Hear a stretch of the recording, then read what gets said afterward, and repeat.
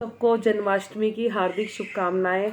और ये आज जो मैं वीडियो लेके आ रही हूँ वो कान्हा जी से सीखने वाली 5 ज़रूरी बातें हैं जिनको मैं संक्षेप में समझाने की कोशिश करूँगी। पहली बात तो कृष्ण जी के जीवन से हर चीज़ हर पल हमें सीखने को मिलता है। उनकी लाइफ में इतने सारे उतार चढ़ाव आए, उनसे एक एक करके सब चीज़ें छूटती रहीं, लेकिन उन्होंने कभी भी अपना संयम नहीं छोड़ा, अपनी सकारात्मकता को हमेशा बनाए रखा। उनसे गोकुल छूटा, उनसे राधा जी छूटी, उनसे पता नहीं क्या क्या छूटा, बट उन्होंने फिर भी अपनी लाइफ को एक पॉजिटिवनेस देकर आगे बढ़ते रहे। और वही चीज़ हमें उनकी लाइफ से सीखने को भी मिलती है, सकारात्मकता। और अब हम स्टार्ट करते हैं उनकी 5 लर्निंग्स। पहली है इम्पोर्टेंस ऑफ कर्मा, कि जो हमारा कर्म है हमें हमेशा उसी पर ध्यान देना चाहिए और कर्मों से बढ़ के कुछ भी नहीं है। और इस बात की उन्होंने अपने उसमें भी बोला है, जो उन्होंने गीता सार दिया है कान्हा जी ने, कि आप कर्म करिए, कभी भी फल की इच्छा ना करें। और जो इंसान फल की इच्छा करेगा उसका कर्म कभी पूरा नहीं हो पाएगा। सीधी सी बात है, कर्म करते जाइए, फल की इच्छा ना करिए। इससे इससे कहानी जुड़ी हुई है महाभारत की, कि एक बार की बात है, दुर्योधन और अर्जुन दोनों कान्हा जी के पास गए थे जब महाभारत का युद्ध शुरू होने वाला था। उससे पहले की बात है ये। तो रात को वो उनके पास गए तो दुर्योधन तो था ही अहंकारी, वो कान्हा जी के सर के पास खड़ा हो गया जाके, कि कान्हा जी उठेंगे सबसे पहले मैं ही बात करूंगा। और जो अर्जुन थे वो उनको हद से ज़्यादा मानते थे दिल से, तो वो उनके चरणों के पास बैठकर उनके सेवा करने लगे, उनके पैर वैर दबाने लगे। तो जैसे कान्हा जी की आंखें खुली, उनके सामने सबसे पहले अर्जुन जी आए। तो उन्होंने बोला कि कहो सखा, क्या बात है, क्या कहना चाहते हो, किस लिए आए हो ये सब। तो वो गुस्सा आ गया उसको, दुर्योधन को, कि मैं आया हूँ पहले, अब मेरे से बात नहीं कर रहे, इससे बात कर रहे हैं। तो फिर कान्हा जी कह रहे चलो तुम बताओ क्या चाहिए तुम्हें। तो सबसे पहले मौका उन्हीं को दे दिया, और दुर्योधन को दे दिया, कि दुर्योधन बोलो क्या मांगते हो, क्या चाहते हो। तो दुर्योधन ने बोला कि मुझे आपकी सेना चाहिए। तो उन्होंने उनको सेना दे दी। और फिर अब अर्जुन की बारी आई, अर्जुन से पूछा भी आपको क्या चाहिए।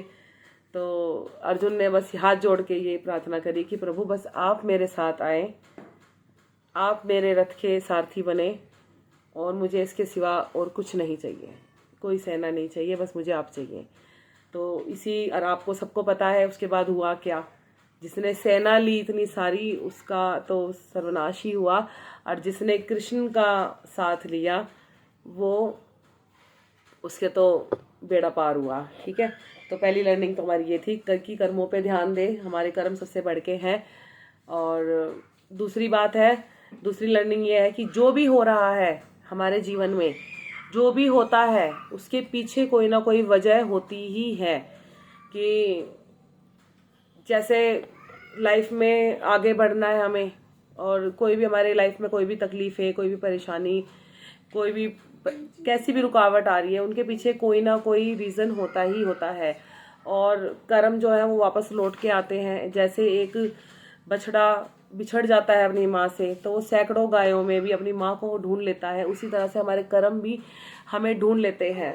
और इसी बात के लिए कहानी भी है महाभारत की, कि एक बार की बात है, जब युद्ध शुरू होने से पहले जैसे हाथी वाती आ रहे थे मैदान में, तो एक चिड़िया का घोंसला गिर गया था। अब चिड़िया का घोंसला गिर गया, अब चिड़िया आई कान्हा जी के पास, उस समय अर्जुन भी वहीं खड़े थे। तो चिड़िया ने कान्हा जी से बोला कि कान्हा जी, मेरे अभी छोटे छोटे बच्चे मतलब पैदा होने वाले हैं, और मेरा घोंसला यहाँ मैदान में नीचे गिर गया है, मैं क्या करूँ, अरे हाथी आ रहे हैं और ये सब मुझे मतलब हमें कुचल देंगे, हमारा जीवन खराब हो जाएगा, हम आप बताएं, हमारी सहायता करें। तो कान्हा जी बोले मैं क्या कर सकता हूँ। तो उन्होंने बोला जी आप सब कुछ कर सकते हैं। तो कान्हा फिर बस चिड़िया ने ये बोला कि क्या मैं आप पर भरोसा रखूं। चिड़िया ने बोला कान्हा जी से कि कान्हा जी क्या मैं आप पे भरोसा रखूं। और कान्हा जी ने बोला क्या तुम्हें मुझ पर भरोसा है। इतनी सी बात हुई दोनों के बीच में, तभी चिड़िया उड़कर चली गई। और उसी समय कृष्ण जी ने बाण लिया अर्जुन से, और अर्जुन सोचे कि कान्हा जी ने तो कहा था ये शस्त्र नहीं उठाएंगे, हथियार नहीं उठाएंगे, और इन्होंने बाण ले लिया। तो कान्हा जी ने बाण लेकर एक हाथी दूर था, उसकी घंटी पे तीर चलाया। अब वो घंटी गिर गई नीचे। अब अर्जुन जी कह रहे कि क्या हे भगवान क्या करूँ, आपसे तो एक निशाना नहीं लगाया, लाइए मैं लगाता हूँ निशाना, मैं गिराता हूँ हाथी को। तो उन्होंने बोला नहीं, बस हो गया काम। तो 18 दिन के बाद जब युद्ध समाप्त हुआ और जब वो गले की घंटी, हाथी के गले की घंटी उठी, तो उसके नीचे चिड़िया और चिड़िया के बच्चे थे। इस कहानी से ये शिक्षा मिलती है कि जीवन में जो भी होता है उसके पीछे रीज़न होता है, और जब आप भगवान पर पूरा भरोसा रखते हैं तो भगवान आपका भरोसा कभी नहीं टूटने देते हैं। तीसरी लर्निंग है माइंडफुलनेस रहना, सचेतन रहना, मतलब अपने आज में रहना। ये हमारी मेंटल वेलबींग को भी इम्प्रूव करता है। और बस अपने आज में जिए, आने वाले कल के बारे में भी सोचें, बट सबसे पहले हम अपने आज के बारे में सोचें, क्योंकि अगर हमारा आज ही अच्छा नहीं होगा तो हमारा कल भी अच्छा नहीं हो पाएगा। इससे जुड़ी ये कहानी है कि अब द्रौपदी को हो गई थी चिंता, जैसे जैसे धीरे धीरे मतलब युद्ध बढ़ रहा था। तो एक मिनट, कान्हा जी के पास द्रौपदी गई और द्रौपदी जी ने मतलब बोला कि भाई ऐसे मैं क्या करूं, अब तो मेरे सुहाग की रक्षा करें, मेरे पतियों की रक्षा करें आप प्रभु। तो कान्हा जी ने उनको ये सजेशन दिया कि आप भीष्म पितामह के पास जाओ। अब वो भीष्म पितामह के पास जाके उनको प्रणाम करना, उनके पैर छूना। तो उन्होंने ऐसे ही करा, द्रौपदी जी ने जाके भीष्म पितामह के पैर छुए और उन्होंने उनको फ्लो में ही आशीर्वाद दे दिया, सौभाग्यवती भवा। अब भीष्म पितामह कह रहे कि ये तुम्हारा तो काम नहीं था, जरूर तुम्हें केशव ने भेजा है और तुमसे उन्होंने ही ये काम कराया है। अब भीष्म पितामह के तो मुंह से जो वर्ड निकला उसको तो पूरा होना ही होना है। तो उसके रिगार्डिंग चीजें हुई। पांडवों को तो जीना ही था, उनको वरदान मिल गया कि भाई वो सौभाग्यवती रहेंगे, मतलब द्रौपदी के पांचों सलामत रहेंगे। और उसके लिए उन्होंने अपने लिए भी बता दिया कि भाई मेरे को ऐसे ऐसे शिखंडी के द्वारा मारा जाएगा, और सारी चीजें उन्होंने करवा दी। तो हमारी तीसरी लर्निंग यही है कि कोई भी जीवन में समस्या बड़ी नहीं होती है। हर जो भी समस्या इस दुनिया में हुई है उसका समाधान जरूर जरूर जरूर होता है, और हर घटना के पीछे कोई ना कोई कारण है। दुख मिल रहा है, तकलीफ मिल रही है, उसके पीछे भी कोई कारण है। चौथी लर्निंग है कि अपने गुस्से को कंट्रोल करें। दुर्योधन महाभारत में शुरू से लेकर एंड तक गुस्से में रहा, कभी वो बंदा नॉर्मल नहीं रहा। सबसे ज्यादा गुस्से की उसकी अति हो गई थी जब उसने द्रौपदी का चीरहरण करने की कोशिश करी, दुशासन के द्वारा करवाया। तो अपने छोटे भाई दुशासन से द्रौपदी जी का चीरहरण करवाया। मतलब हर समय ही उसने गुस्से से काम लिया। अगर वो थोड़ा सा भी नॉर्मल होता, चीजों को नॉर्मल लेके चलता, तो महाभारत होती ही नहीं। बट महाभारत जो हुई वो उसके गुस्से का ही परिणाम था। और सबको पता है क्रोध से भ्रम पैदा होता है, भ्रम से बुद्धि नष्ट होती है, और बुद्धि नष्ट होने से विनाश होता है। और सबसे लास्ट हमारी पांचवी लर्निंग ये है कि कोई भी काम छोटा नहीं होता है। कान्हा जी थे, एक चुटकी में सब कुछ कर देते, लेकिन फिर भी उन्होंने सारथी बने। उन्होंने हथियार नहीं उठाए, वो सारथी बने।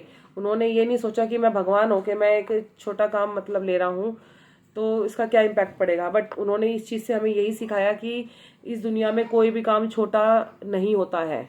ठीक है, काम काम होता है, और अपने काम के प्रति ईमानदार रहें, सचेत रहें। और बस कान्हा जी के जीवन से, महाभारत की जो घटनाएं थी उनकी घटनाओं से हमें बहुत कुछ सीखने को मिलता है। और यही 5 लर्निंग्स है जो हमारी लाइफ में सबसे ज़्यादा इंपॉर्टेंस रखती है। और हम इस भागदौड़ की ज़िंदगी में इन्हीं 5 चीज़ों को ही नेगलेक्ट कर देते हैं, इग्नोर करते चले जाते हैं। सो बस मैं आज अपना एंड यही कर रही हूँ, ये 5 लर्निंग्स का। And thank you so much, keep watching my thoughts, my videos and my stories. और आज की इतने बड़े शुभ दिन पर मैंने बड़ी कोशिश करी है कि आपको कान्हा जी की 5 महत्वपूर्ण बातें बताऊं। सो उसके लिए धन्यवाद, और happy Janmashtami to all of you. और मुझे सब्सक्राइब करने वालों को बहुत बहुत धन्यवाद। Thank you so much. आप लोगों के सारे मैं भी आगे बढ़ जाऊंगी, I hope so. Thank you.